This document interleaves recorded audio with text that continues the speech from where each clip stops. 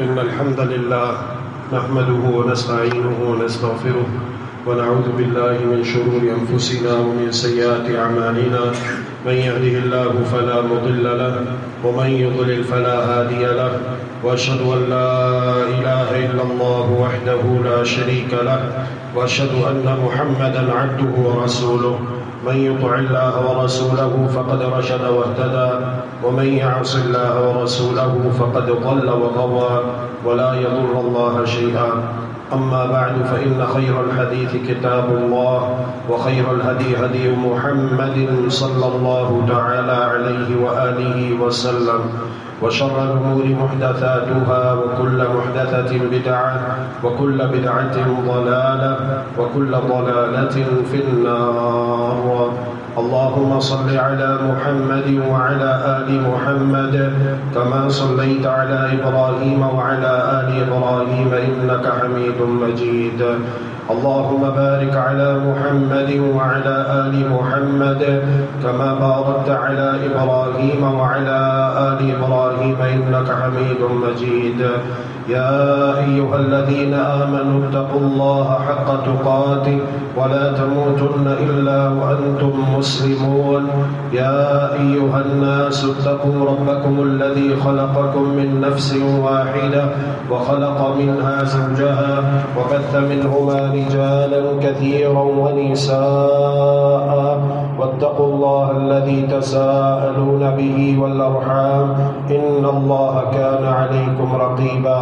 يا أيها الذين آمنوا اتقوا الله وقولوا قولا سديدا يصلح لكم أعمالكم ويغفر لكم ذنوبكم ومن يطع الله ورسوله فقد فاز فوزا عظيما.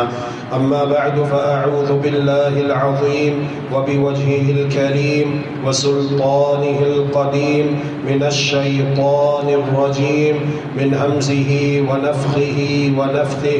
بسم الله الرحمن الرحيم.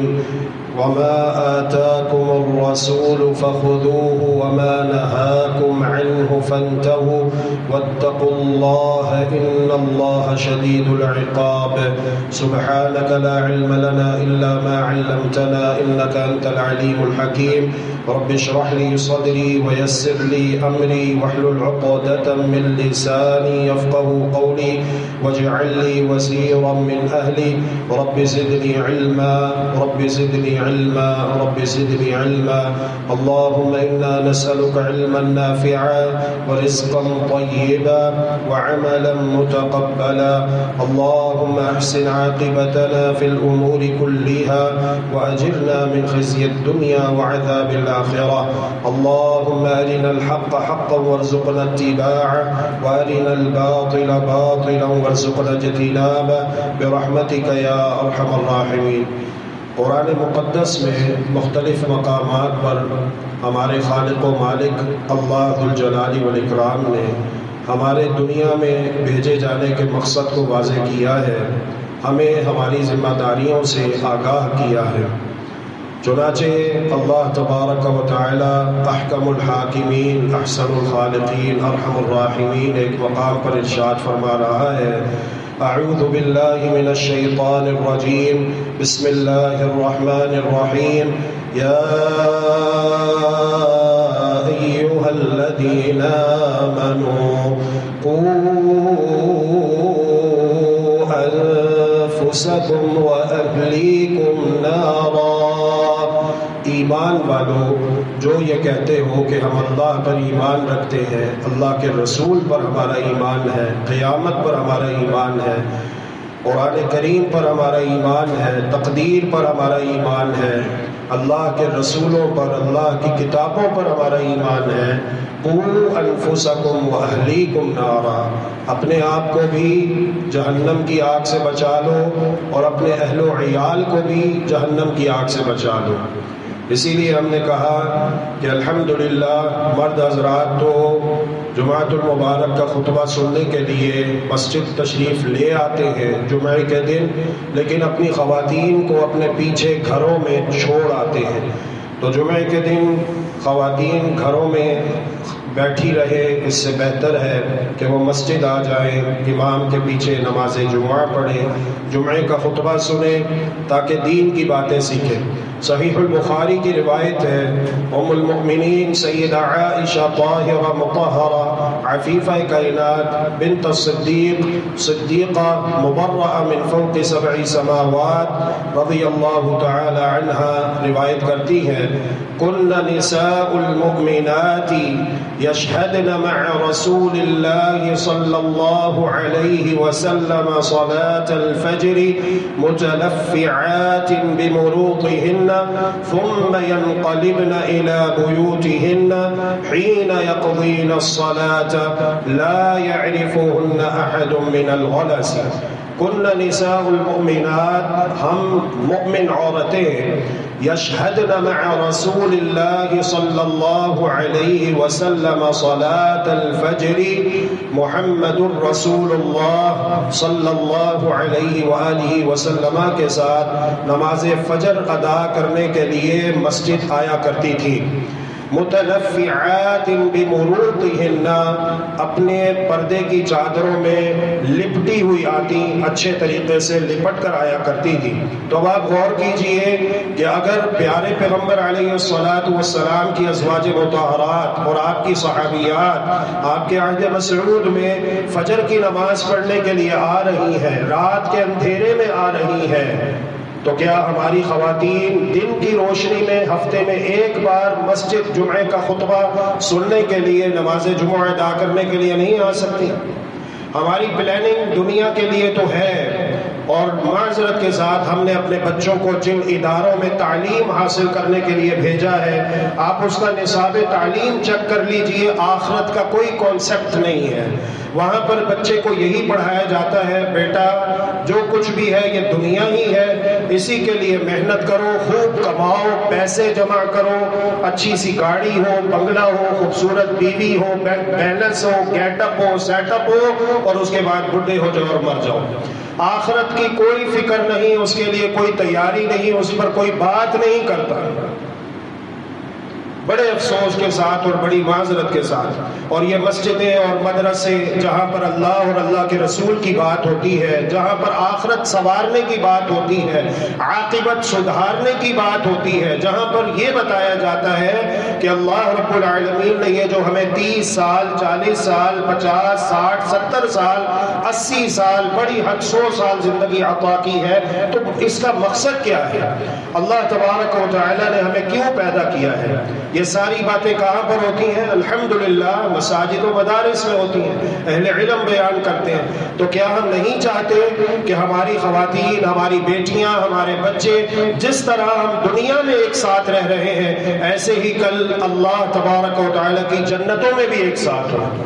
صحیح البخاری کی روایت ہے، محمد الرسول اللہ صلی اللہ علیہ وآلہ وسلم ارشاد فرماتے ہیں، ایقظوا صواحب الحجر فرب کاسیۃ فی الدنیا عاریۃ یوم القیامہ، او کما قال علیہ الصلاۃ والسلام، جاؤ جا کے ان حجرے والیوں کو اٹھاؤ، فجر کی نماز کا وقت ہو چکا ہے۔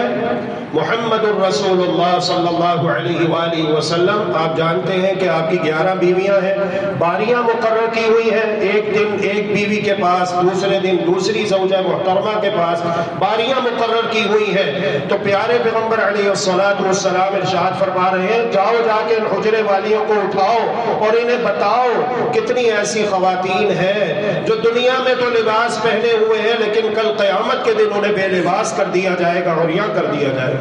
یہ کون سا لباس ہے؟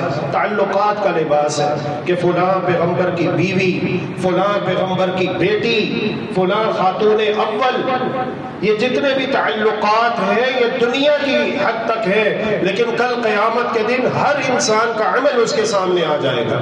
تو جس طرح مرد حضرات کو نیک عمل کرنا چاہیے، جس طرح مرد حضرات کو توحید اور سنت کے تقاضے پورے کرنے چاہیے، جس طرح مرد حضرات کو اپنے آپ کو کفر، شرک، بدعات، الحاد، خرافات، جاہلانہ رسومات، باطل افکار و نظریات سے بچانا لازم ہے، ضروری ہے، فرض ہے، اسی طرح خواتین کے اوپر بھی فرض ہے کہ وہ توحید کی معرفت رکھیں۔ طاغوت کسے کہتے ہیں؟ توحید کسے کہتے ہیں؟ شرک کسے کہتے ہیں؟ شرک کی اقسام ہے، شرک خفی ہے، شرک جلی ہے، شرک اکبر ہے، شرک اصغر ہے، توحید کی اقسام ہے، توحید ربوبیت ہے، توحید الوہیت ہے، توحید اسماء و صفات ہے۔ کسی کالج یونیورسٹی میں جانے کا اتفاق ہو جائے، وہاں پہ آڈیٹوریم میں طلبہ و طالبات سے مخاطب ہونے کا اگر کبھی کبھار اللہ تبارک و تعالی موقع دے دے، یقین مانیے اس قسم کے سوالات پوچھ کے خود ہی اپنے آپ میں شرمندگی محسوس ہوتی ہے، کاش یہ سوال نہ ہی پوچھتے تو اچھا ہوتا۔ حالانکہ اسی پر ہماری نجات ہے، ہمارا اول بھی توحید ہے، ہمارا آخر بھی توحید ہے۔ کیا آپ نہیں جانتے کہ ابھی ہم دنیا میں آئے نہیں تھے کہ اللہ تبارک و تعالی نے ہم سب کی روحوں کو، جس میں ہماری مائیں، بہنیں، بیٹیاں، بیویاں بھی ہیں، ہم سب کی روحوں کو جمع کر کے اللہ تبارک و تعالی نے ہم سے ایک وعدہ لیا تھا اور ایک عہد کیا تھا اور ایک معاہدہ کیا تھا۔ وَإِذْ أَخَذَ رَبُّكَ مِنْ بَنِي آدَمَ مِنْ ظُهُورِهِمْ ذُرِّيَّتَهُمْ وَأَشْهَدَهُمْ عَلَىٰ أَنفُسِهِمْ أَلَسْتُ بِرَبِّكُمْ قَالُوا بَلَىٰ شَهِدْنَا أَن تَقُولُوا يَوْمَ الْقِيَامَةِ إِنَّا كُنَّا عَنْ هَٰذَا غَافِلِينَ۔ کیا تم اقرار کرتے ہو کہ میں اللہ رب العالمین تمہارا رب ہوں؟ ہم سب نے کیا جواب دیا تھا؟ مرد بھی ہیں، خواتین بھی ہیں، سب نے یہ جواب دیا تھا، بلا، جی ہاں، شہیدنا، ہم اس بات کے گواہ ہیں، ہم اس کی گواہی دیتے ہیں۔ ابھی ہم دنیا میں آئے نہیں، عالم ارواح میں پیچھے ہماری روحوں کو جمع کر کے، تو اللہ تبارک و تعالی نے فرمایا یہ گواہی دنیا میں بھیجنے سے پہلے تم سے اس لیے لی جا رہی ہے ان تقولوا یوم القیامت انا کنا عن هذا غافلین، کہیں ایسا نہ ہو کہ دنیا میں زندگی گزار کے آ جاؤ تو کہو کہ یا اللہ ہم تو اس سے غافل تھے، ہمیں تو پتہ ہی نہیں تھا ہمیں دنیا میں کیوں بھیجا گیا۔ اللہ رب العالمین قرآن مجید میں کہتا ہے یعلمون ظاہرا من الحیات الدنیا وهم عن الآخرۃ هم غافلون، دنیا کیسے کمانی ہے، دنیا کیسے بنانی ہے، بنگلے کیسے بنانے ہیں، پلازے کیسے کھڑے کرنے ہیں، انجینئرنگ کیسے کرنی ہے، ڈاکٹر کیسے بننا ہے، سائنسدان، سیاستدان، بیوروکریٹ کیسے بننا ہے، ملک کیسے چلانے ہیں، ان تمام چیزوں میں یہ بڑے ماسٹر ہیں، چیمپئن ہیں۔ وهم عن الآخرۃ ہم غافلون، لیکن آخرت سے یہ سارے غافل ہیں۔ وہاں پہ کہتے ہیں بابے پکڑ لو، پیروں فقیروں کو نذرانے دے دو، اتنی گھڑیاں دے دو، اتنی مرغیاں دے دو، اتنی بوریاں دے دو، پیر صاحب جنت میں جا رہے ہوں گے تو ہم بھی ان کے دامن سے لٹک کے جنت میں چلے جائیں گے۔ سبحان اللہ۔ اللہ کے پیغمبر حضرت نوح علیہ السلام تو اپنے ساتھ اپنی بیوی کو جنت میں نہیں لے جا سکیں گے، تیرا پیر تجھے کیسے بچا لے گا؟ حضرت لوط علیہ السلام تو اپنی بیوی کو اپنے ساتھ جنت میں نہیں لے جا سکیں گے، تیرا بابا تجھے کیسے بچا لے گا؟ اور شرک دیکھو کیسا کھلا شرک ہے، اللہ کی قسم کھلا شرک ہے۔ اور اگر یہ شرک نہیں تو مجھے بتائیے شرک کسے کہتے ہیں؟ کہ جس سے دنیا میں مانگنا جائز ہے اس سے مرنے کے بعد بھی مانگنا جائز ہے۔ دنیا میں اتنی مدد نہیں کر سکتا جتنی مرنے کے بعد جب وہ قبر میں پہنچتا ہے تو کر سکتا ہے۔ یہ شرک نہیں ہے تو پھر اور شرک کیا ہے؟ کیا یہ دعوت تھی محمد الرسول اللہ صلی اللہ علیہ وسلم کی؟ محمد الرسول اللہ صلی اللہ علیہ وآلہ وسلم نے جو مکہ مکرمہ میں 13 سال محنت کی ہے، کام کیا ہے، کس کے اوپر کیا؟ توحید کے اوپر کیا، عقیدے کے اوپر کیا۔ 13 سال توحید کی دعوت کس کو دی؟ خانہ کعبہ کے متولی۔ ایسا نہیں ہے کہ وہ اللہ کو نہیں مانتے تھے، قرآن مجید میں لکھا ہوا ہے قُلْ مَن يَرْزُقُكُم مِّنَ السَّمَاءِ وَالْأَرْضِ أَمَّن يَمْلِكُ السَّمْعَ وَالْأَبْصَارَ وَمَن يُخْرِجُ الْحَيَّ مِنَ الْمَيِّتِ وَيُخْرِجُ الْمَيِّتَ مِنَ الْحَيِّ وَمَن يُدَبِّرُ الْأَمْرَ فَسَيَقُولُونَ اللَّهُ۔ اے نبی ان سے پوچھئے کہ تمہیں رزق کون دے رہا ہے آسمانوں اور زمینوں سے؟ کون ہے جو زندے سے مردہ، مردے سے زندہ نکالتا ہے؟ کون ہے جس نے تمہیں سننے کے لیے کان دیے، دیکھنے کے لیے آنکھیں دی؟ کون ہے جو پوری کائنات کا نظام چلا رہا ہے؟ فَسَيَقُولُونَ اللَّهُ، تو وہ کہیں گے کہ اللہ۔ انہیں توحید کی دعوت دی، عقیدہ سمجھایا، مکہ میں 13 سال جو حج بھی کیا کرتے تھے اور حج کرتے ہوئے کہتے تھے لبیک اللہم لبیک لبیک لا شریک لک لبیک ان الحمد والنعمت لک والملک لا شریک لک، لیکن آخر میں ڈنڈی مارتے الا شریکا تملکہ وما ملک، پہلے کہا اللہ تیرا کوئی شریک نہیں، تو شرک سے پاک ہے، اور آخر میں کہا کہ اللہ تیرا ایک شریک ہے، وہ بھی ایسا ہے اتنا کمزور ہے کہ اس کے اختیار میں کچھ نہیں، سارے اختیارات تیرے پاس ہیں، تو نے اسے اختیارات دیے ہوئے۔ اللہ رب العالمین نے قرآن مجید میں جا بجا سمجھایا کہ ثابت تو کرو، دلائل تو لے کر آؤ۔ ہم نے تو کسی کو والذین تدعون من دونہ ما یملکون من قطمیر، جو کھجور تم کھاتے ہو نا، اس کی گٹھلی ہوتی ہے، اس کے اوپر باریک سی جھلی ہوتی ہے، اس کے برابر بھی ہم نے اختیار کسی کو نہیں دیا۔ حضرت سلیمان علیہ السلام کی بیویاں ہیں، کہتے ہیں آج رات ساری بیویوں کے پاس جاؤں گا، اللہ تبارک و تعالیٰ مجھے اولاد کی نعمت سے نوازے گا، میں انہیں میدان جنگ کا شاہ سوار بناؤں گا، مجاہد بناؤں گا، دین کا سپاہی، اسلام کا خادم بناؤں گا۔ انشاءاللہ نہیں کہا، انشاءاللہ کہنا بھول گئے۔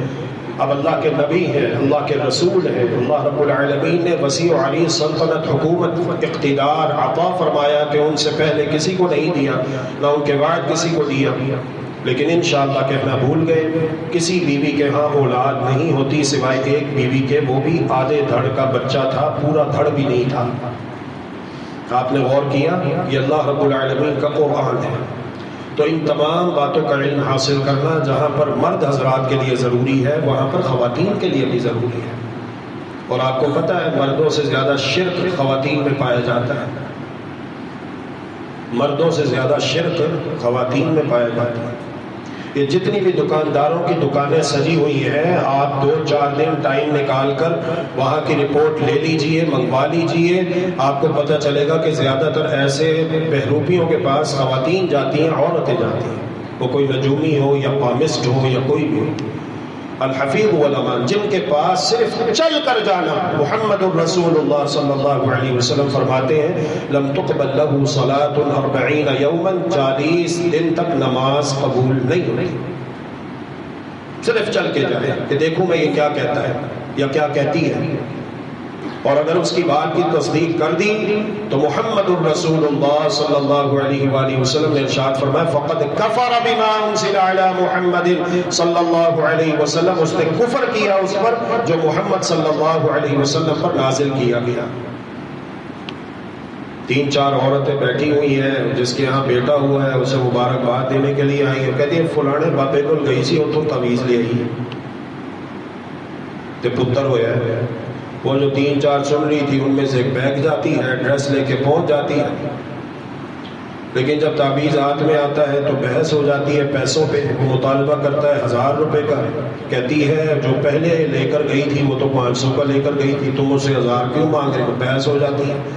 خیر 500 دے کر تعویذ تو لے آتی ہے، لیکن جب اس کے ہاں ہوتی ہیں تو 2 جڑواں لڑکیاں ہو جاتی ہیں۔ اب وہی جو وہاں پہ گئی تھی مبارکباد دینے کے لیے یہاں پر بھی بیٹھی ہوئی ہیں، کہتی ہیں تیرے یہاں لڑکیاں کیسے ہوئی؟ تو لڑکے کا پتر کا تعویذ نہیں، بیٹے کا تعویذ نہیں لے کر آئی تھی؟ لگتا ہے تو نے پیر صاحب کی شان میں کوئی گستاخی کر دی ہوگی۔ اس نے ساری بات بتائی، کہتی ہے ہاں اسی لیے انہوں نے ناراض ہو کے تجھے لڑکے کے تعویذ کے بجائے 2 لڑکیوں کا تعویذ دے دیا، تجھے سزا دی ہوگی۔ لا حول ولا قوت الا باللہ، لا حول ولا قوت الا باللہ۔ اگر قرآن مجید پڑھے ترجمے سے، آپ کو پتہ بڑے بڑے جبوں کپوں دستاروں والے منع کرتے ہیں قرآن نہیں پڑھنا ترجمے کے ساتھ، کیوں؟ انہیں خطرہ ہے ان کی دکانیں بند ہو جائیں گی۔ اجی یہ تو مولویوں کا کام ہے، یہ تو علماء کا کام ہے، مشائخ کا کام ہے۔ قرآن مجید کا ترجمہ پڑھنے کے لیے پہلے کہتے تھے 12 علوم کی ضرورت ہے، پھر تھوڑا سا ایڈوانس دور آیا، ترقی ہوئی، پھر کہا 14 علوم، اب 24 علوم گنواتے ہیں کہ 24 علوم کی ضرورت ہے۔ کون سے 24 علوم کی؟ کہاں لکھا ہوا ہے؟ وہ اللہ تبارک و تعالی جس کا یہ قرآن ہے، وہ اللہ تبارک و تعالی جس نے یہ قرآن نازل کیا ہے، وہ اللہ تبارک و تعالی خود اپنے مقدس کلام قرآن مجید فرقان حمید میں ارشاد فرما رہا ہے وَلَقَدْ يَسَّرْنَا الْقُرْآنَ لِلذِّكْرِ فَهَلْ مِن مُدَّكِرٍ، اور البتہ تحقیق ہم نے بہت آسان بنا دیا ہے قرآن مجید کو غور و فکر کرنے کے لیے۔ ہے کوئی جو اس میں غور و فکر کرے؟ اللہ رب العالمین تو قرآن مجید میں ہمیں دعوت غور و فکر پیش کر رہا ہے کہ قرآن مجید کو پڑھو، قرآن مجید کو سمجھو۔ بہت آسان کتاب ہے کیونکہ یہ کتاب نصیحت ہے، اور نصیحت ہمیشہ آسان ہوتی ہے۔ اور آج کے دور میں تو اتنی آسانی ہو گئی، اگر آپ پاکستان کے باشندے ہیں، اردو جانتے ہیں، پنجابی جانتے ہیں، بلوچی، پشتو، فارسی، سندھی، کوئی بھی آپ کی زبان ہے، یا آپ پڑھے لکھے طبقے سے تعلق رکھتے ہیں، تو آپ انگلش میں بھی قرآن مجید ٹرانسلیٹ ہو چکا ہے، آپ اس کو پڑھ سکتے ہیں، ترجمے کے ساتھ، تفسیر کے ساتھ پڑھ سکتے ہیں، اور اللہ تبارک و تعالی جزائے خیر عطا فرمائے ان لوگوں کو جنہوں نے اس کے اوپر محنت کی ہے۔ اللہ رب العالمین ان کی قبروں کو روشن و منور فرمائے، جنت میں ان کے درجات بلند فرمائے۔ اللہ کی قسم ہمارے پاس کوئی عذر نہیں ہے جو ہم قیامت کے دن پیش کر سکیں گے اپنے خالق و مالک اللہ رب العالمین کو۔ جب اللہ تبارک و تعالی ہم سے پوچھے گا، ہمیں اپنی عدالت میں بارگاہ میں کھڑا کر کے پوچھے گا کہ بتاؤ تم نے اتنی موٹی موٹی کتابیں قانون کی پڑھی، سیاست کی پڑھی، تم دنیا میں بڑے بڑے عہدوں پر فائز ہو گئے، لیکن بتاؤ تم نے میرا قرآن ترجمے کے ساتھ، تفسیر کے ساتھ کیوں نہیں پڑھا؟ کیا جواب ہے ہمارے پاس؟ اس لیے اس کی فکر کیجئے، یہ معاملہ کوئی مذاق نہیں ہے کہ میں نے بیان کر دیا، آپ نے سن لیا، اس کے بعد عمل کوئی نہیں۔ العلم یہتف العمل، علم عمل کو کال کرتا ہے۔ فَإِنْ أَجَابَهُ وَإِلَّا ارْتَحَلَ، اگر عمل علم کی کال ریسیو کرے، اس کی کال اٹینڈ کر لے تو ٹھیک ہے، ورنہ علم وہاں سے چلا جاتا ہے۔ میں نے بیان کیا، آپ پر حجت پوری ہو گئی، عمل کرتے ہو الحمدللہ، اللہ کے ہاں سرخرو ہو، نہیں کرتے عمل، اس کے باوجود سستی، غفلت، لاپرواہی نہیں چھوڑتے، اپنی خواتین کو نہیں لے کر آتے جمعۃ المبارک کے خطبے کے لیے، تو آپ جواب دہ ہو اللہ کا۔ جب اللہ تبارک و تعالی آپ سے پوچھے گا کہ میں نے تو آپ کی ڈیوٹی لگائی تھی، تمہیں قرآن مجید میں کہا تھا اور تم نے سنا، تمہارے علم میں آیا، یا ایھا الذین آمنوا قوا انفسکم واہلیکم نارا، اپنے آپ کو بھی جہنم کی آگ سے بچا لو، اپنے گھر والوں کو بھی جہنم کی آگ سے بچا لو۔ تم نے سمجھ رکھا تھا کہ بس زیادہ سے زیادہ پیسے کماؤ، اچھے سے اچھا کھلاؤ، اچھے سے اچھا پہناؤ، بہترین اسکولوں میں ان کی تعلیم، اور اس کے بعد اونچے خاندان میں شادیاں، اور یہ سارا کچھ، اور مر جاؤ۔ تم نے زندگی کا مقصد یہ سمجھ رکھا تھا؟ زندگی کا مقصد بہت اعلیٰ ہے، اور یہ زندگی ایک بار ملتی ہے، بار بار نہیں ملتی۔ متلفعات بمروطہن، پردے کی چادروں میں اچھی طرح لپٹ کر آیا کرتی تھی۔ ثم ينقلبن الى بيوتهن حين يقضين الصلاة، اور اس کے بعد فجر کی نماز ادا کر کے اللہ کے رسول صلی اللہ علیہ وسلم کے ساتھ جب ہم اپنے گھروں کو لوٹتی تو ابھی اندھیرا ہوتا۔ غلط کہتے ہیں ایسے اندھیرے کو جس میں صبح کی روشنی کی تھوڑی سی آمیزش ہو۔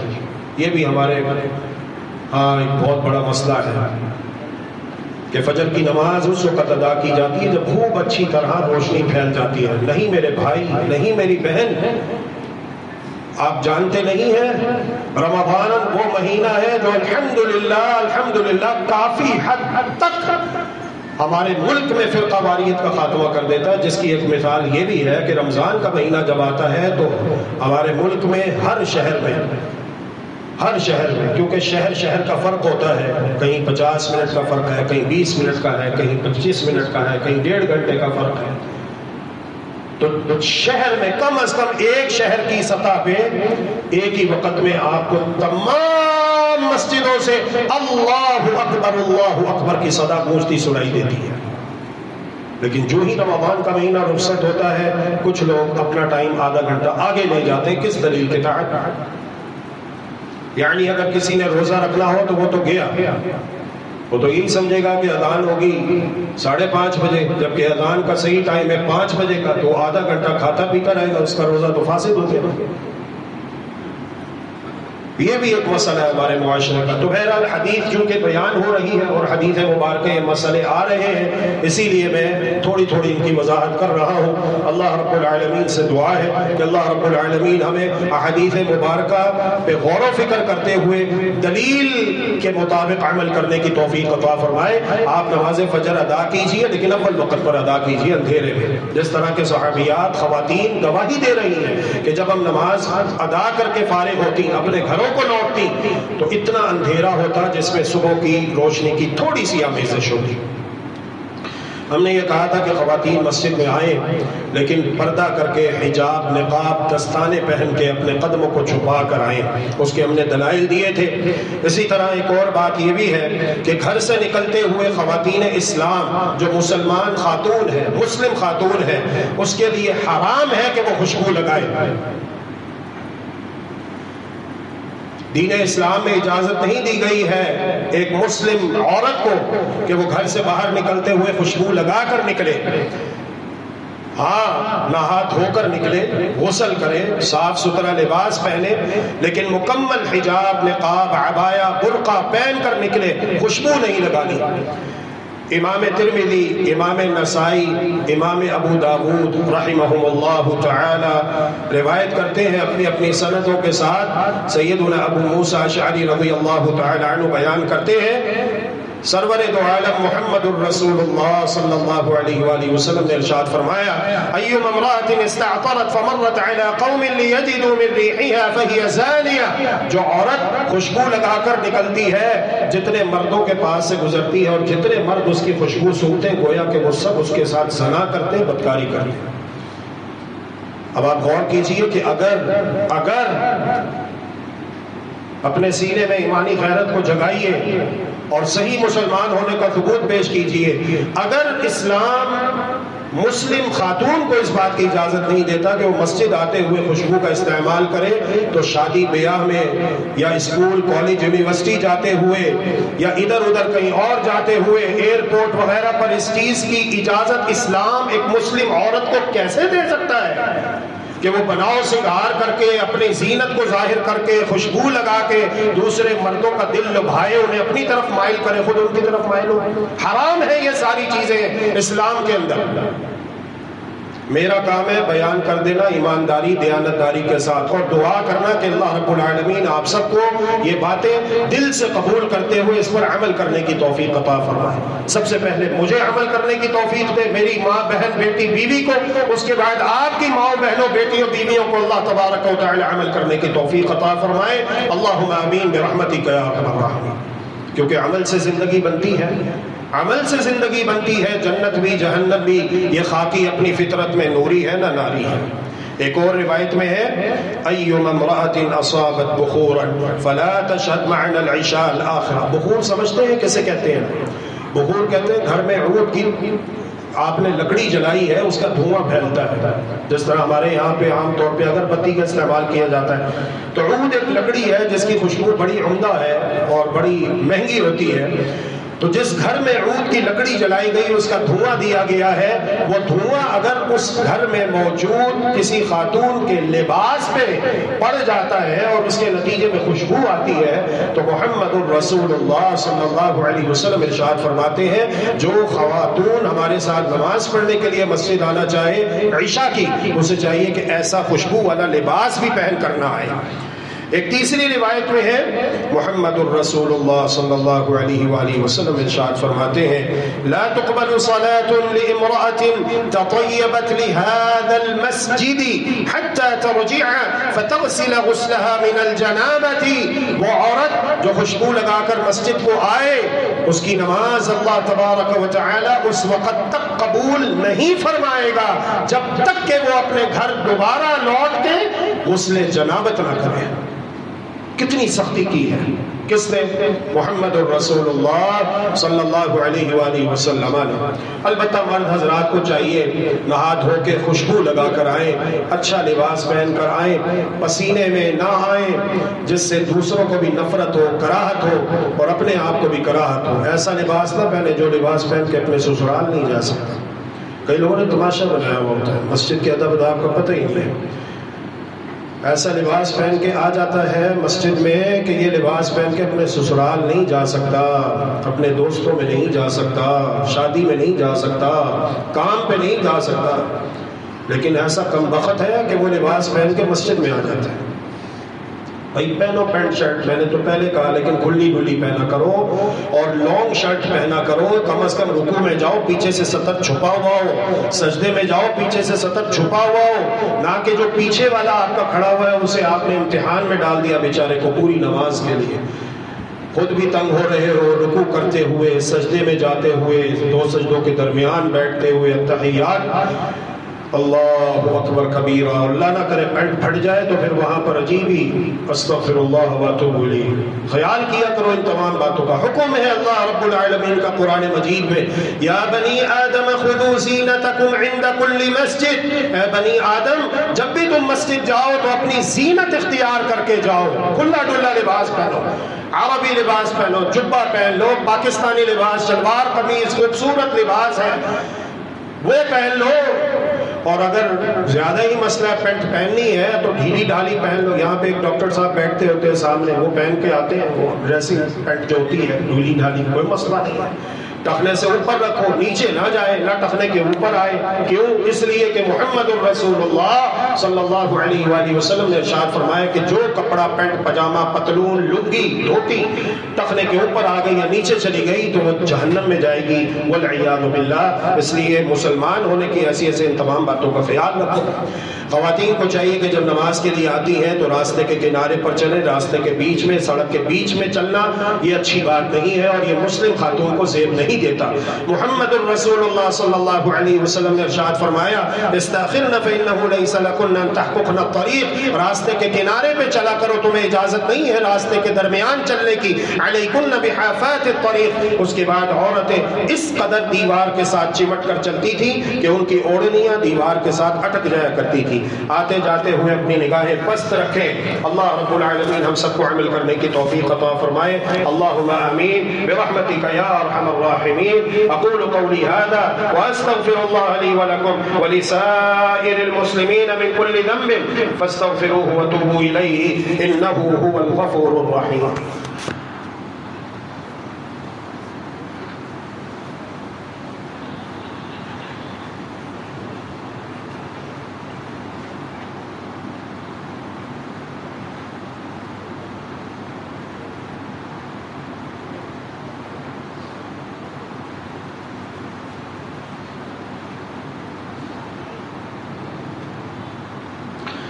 بسم اللہ الرحمن الرحیم، الحمد للہ رب العالمین والعاقبۃ للمتقین والصلاة والسلام علی اشرف الانبیاء والمرسلین نبینا وحبیبنا وامامنا وقدوتنا وقرۃ اعیننا وقائدنا محمد وعلی آلہ وصحبہ اجمعین برحمتک یا ارحم الراحمین۔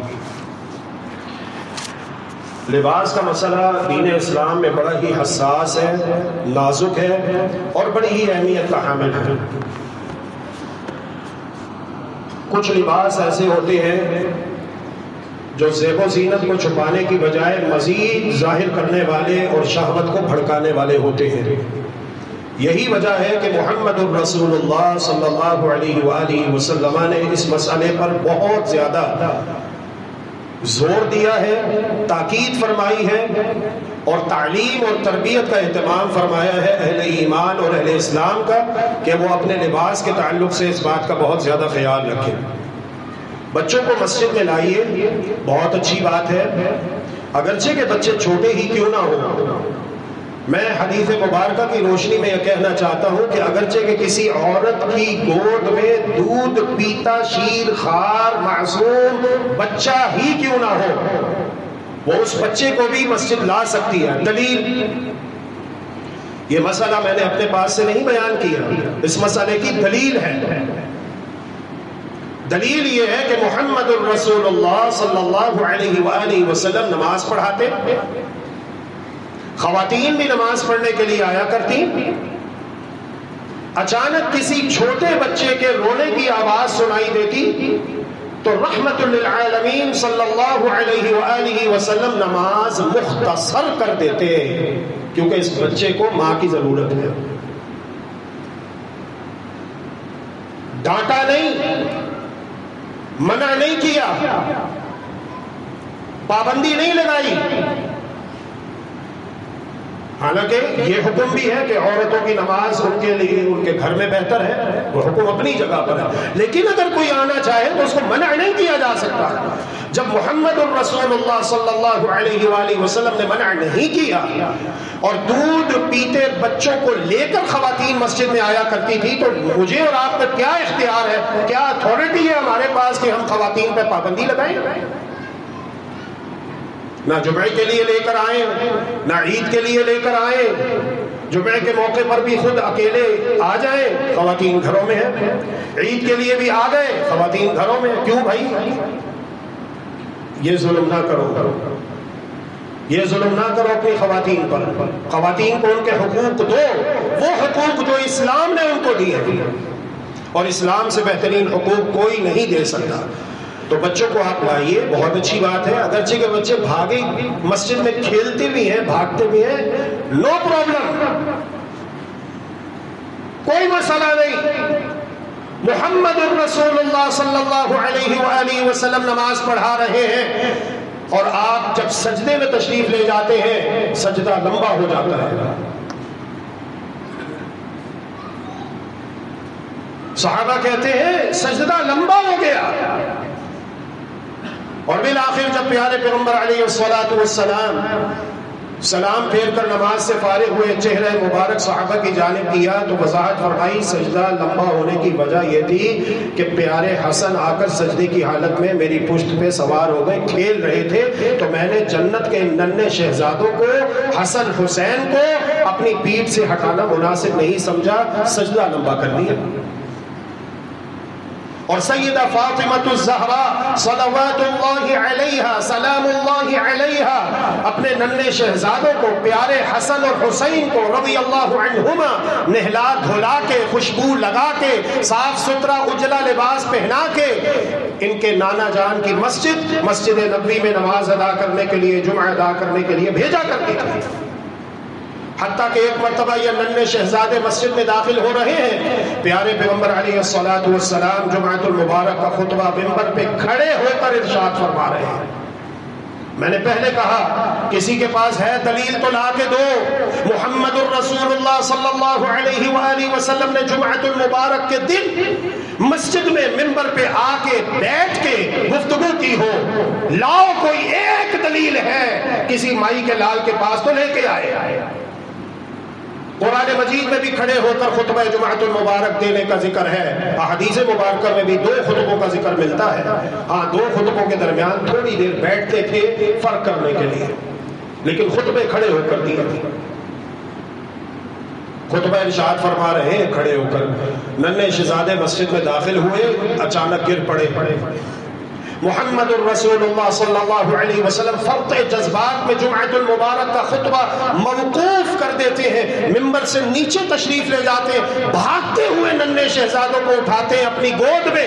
ایک جانب حسن ہے، دوسری جانب حسین ہے رضی اللہ عنہما، اور انہیں اپنے برابر لا کر منبر پر بٹھا دیتے ہیں اور پھر فرماتے ہیں اے میرے صحابہ، میں نے انہیں مسجد میں داخل ہوتے ہوئے دیکھا، یہ اچانک گر گئے، مجھ سے برداشت نہیں ہو سکا تو میں فوراً بھاگتے ہوئے گیا اور انہیں گود میں اٹھا کے لا کے اپنے پاس بٹھایا. اس لیے بزرگوں سے بھی بڑی ادب کے ساتھ میری گزارش ہے. کئی بزرگ ایسے ہوتے ہیں اللہ کی پناہ ہے اگر اس کے ساتھ نماز میں کوئی بچہ آ کر کھڑا ہو جائے اس کی خیر نہیں، وہ بچ کے جائے گا. ایسی سختی کرتے ہیں کہ پھر وہ بچہ آپ کو دوبارہ کئی دنوں تک مسجد میں نظر نہیں آتا. پیار کرو، محبتیں تقسیم کرو. کوئی بچہ آتا ہے بھاگ رہا ہے، کھیل رہا ہے مسجد میں، کوئی بات نہیں. میں یہ نہیں کہتا کہ کھلی چھوٹ دے دی جائے، نہیں، ان کو سمجھائیے، ان کو بتائیے، ان کی تعلیم اور تربیت کا اہتمام کیجئے. لیکن اگر کبھی کبھار ایسا ہوتا ہے تو اپنے اندر وسعت ظرفی پیدا کیجئے. لیکن جب آپ بچوں کو مسجد میں لے کر آتے ہیں تو اس بات کا خیال رکھیے. اور گھروں میں بھی ایسا لباس پہننے کی اجازت نہیں ہے کہ بچے نے ایسا لباس پہنا ہوا ہے جس پر سانپ بنا ہوا ہے، بچھو بنا ہوا ہے، ڈائناسور بنا ہوا ہے، بلی بنی ہوئی ہے، کتا بنا ہوا ہے، چیتا بنا ہوا ہے، مگرمچھ بنا ہوا ہے. میں نے اپنی آنکھوں سے دیکھا ہے. اس بات کا خیال کیجئے، ظلم نہ کیجئے اپنے بچوں پر. آج اگر آپ بچپن سے اپنے بچوں کو مسلمان بنائیں گے، مرنے کے بعد آپ کی اولاد آپ کے لیے ہاتھ اٹھا اٹھا کے رو رو کے اللہ کی بارگاہ میں دعائیں کرے گی. پھر آپ قیامت کے دن کہو گے اللہ میں تو مر گیا تھا. یہ پہاڑوں جتنی بڑی بڑی نیکیاں، بڑے بڑے پہاڑوں کے برابر نیکیاں یہ تو میں نے نہیں کی، میں تو فوت ہو گیا تھا۔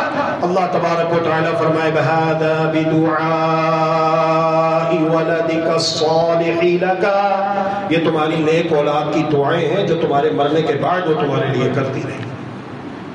بچپن ہی سے محمد الرسول اللہ صلی اللہ علیہ وآلہ وسلم ارشاد فرماتے ہیں لا تدخل الملائکۃ بیتا فیہ صورۃ، رحمت کے فرشتے اس گھر میں داخل نہیں ہوتے جہاں پہ تصویر ہو، لہذا ایسا لباس نہیں پہننا چاہیے، نہ بڑے نوجوانوں کو نہ بچوں کو۔ ریسلر کی تصویر بنی، ریسلر کون ہے؟ صلیبی، عیسائی، یہودی۔ کسی فلمی ایکٹر کی تصویر بنی ہوئی ہے، کون ہے؟ ہندو، ملحد، بے دین، سیکولر۔ مسلم نوجوان لباس پہنے اور اس پر ایسی تصویر بنی ہوئی ہو، اسلام اس کی اجازت نہیں دیتا۔ تو حیوان یا انسان کی تصاویر والا لباس پہننا اسلام میں جائز نہیں ہے۔ اسی طرح ہمارے فوت شدگان جو فوت ہو چکے ہیں ان کی تصویروں کے فریم بنوا کر دیواروں پر آویزاں کرنا، اسلام اس کی بھی اجازت نہیں دیتا۔ جو فوت ہو گیا قبر میں دفنا دیا، مٹی ڈال دی، اللہ کے سپرد ہے، اس کے لیے دعائیں کیجیے، اللہ رب العالمین ہم سب کو اپنی جنتوں میں اکٹھا فرمائے۔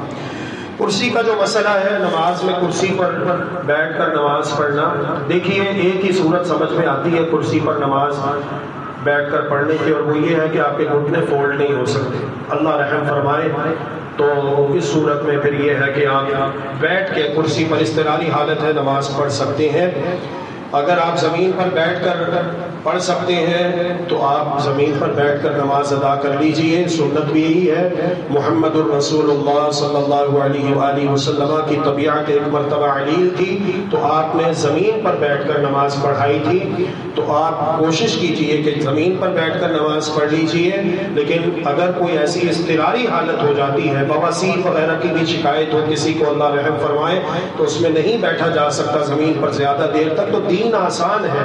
یرید اللہ بکم اليسر ولا یرید بکم العسر، اللہ تمہارے لیے آسانیاں چاہتا ہے، مشکل نہیں چاہتا، تو آپ کرسی پر بیٹھ کر نماز پڑھ سکتے ہیں۔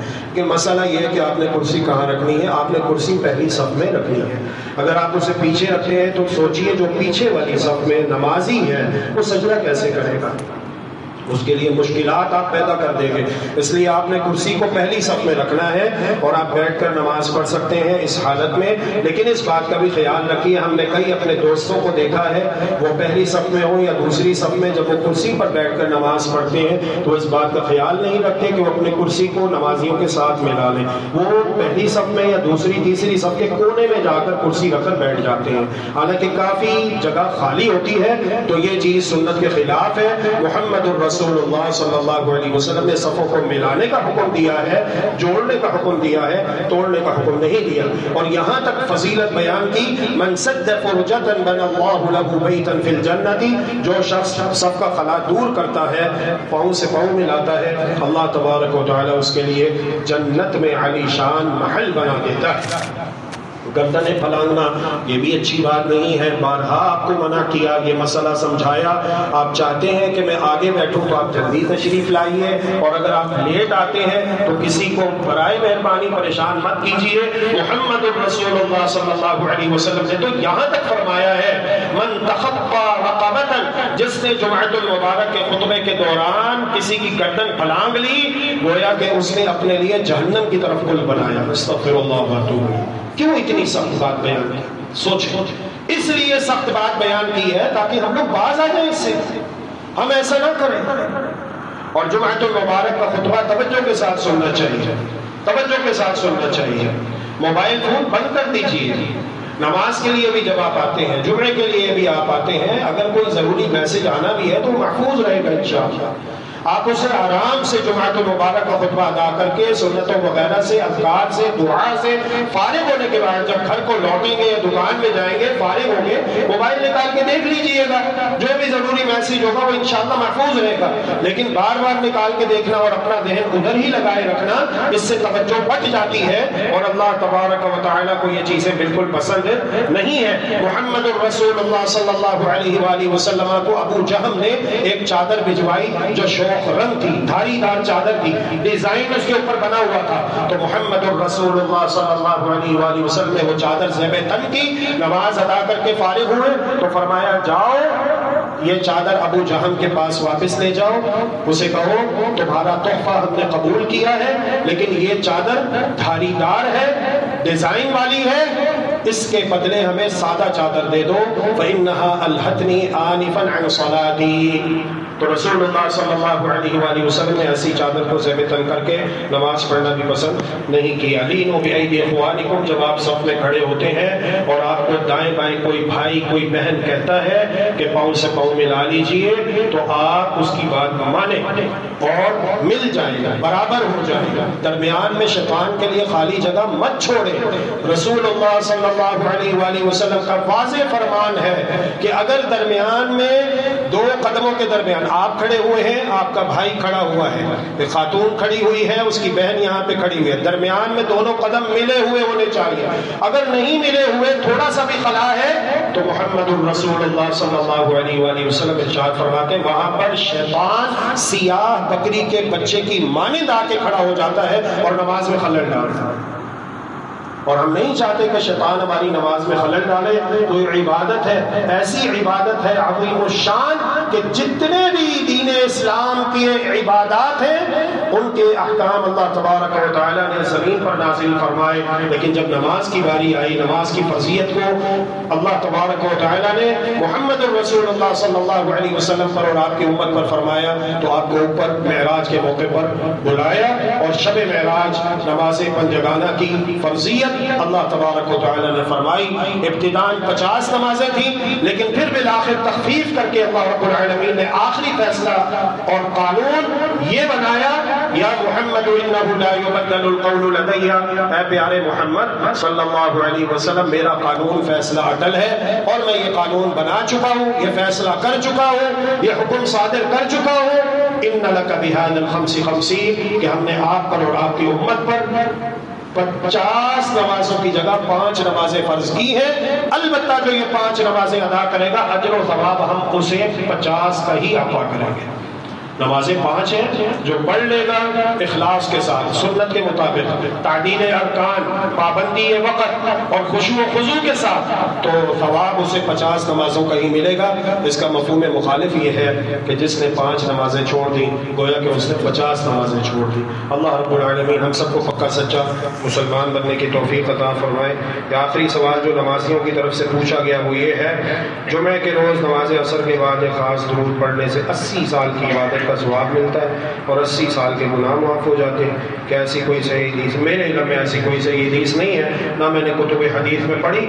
البتہ مسنون درود و سلام پڑھنے سے متعلقہ صحیح احادیث مبارکہ موجود ہیں، ان کا مطالعہ کیجیے. جس طرح کہ ایک حدیث مبارکہ میں آتا ہے محمد الرسول اللہ صلی اللہ علیہ وآلہ وسلم ارشاد فرماتے ہیں جس نے ایک مرتبہ درود پڑھا اللہ تبارک و تعالیٰ اس پر اپنی 10 رحمتیں نازل فرماتا ہے، جنت میں اس کے 10 درجات بلند کرتا ہے اور اس کے نامہ اعمال میں 10 نیکیاں لکھ دی جاتی ہیں اور اس کے 10 گناہ مٹا دیے جاتے ہیں، دھو دیے جاتے ہیں، معاف کر دیے جاتے ہیں. اور بھی حدیث مبارکہ جو صحیح ہیں ان پہ اکتفا کیجیے. اللہ رب العالمین ہم سب پہ رحم و کرم فرمائے اور ہمیں دنیا و آخرت کی بھلائی عطا فرمائے. ربنا آتنا في الدنيا حسنة وفي الآخرة حسنة وقنا عذاب النار. اللهم اعز الإسلام والمسلمين وأذل الشرك والمشركين ودمر أعداءك أعداء الدين واجعل اللهم هذا البلد آمنا مطمئنا سخاء رخاء وسائر بلاد المسلمين. اللهم اشف مرضانا ومرضى المسلمين، اللهم اشفنا بشفائك وداونا بدوائك وعافنا من بلائك يا ارحم الراحمين. رب ارحمهما كما ربياني صغيرا. ربنا آتنا في الدنيا حسنة وفي الآخرة حسنة وقنا عذاب النار. ربنا تقبل منا إنك أنت السميع العليم وتب علينا إنك أنت التواب الرحيم واغفر لنا وارحمنا إنك أنت الغفور الرحيم وتوفنا مسلمين والحقنا بالصالحين. وصلى الله وسلم على نبينا محمد وعلى آله وصحبه أجمعين.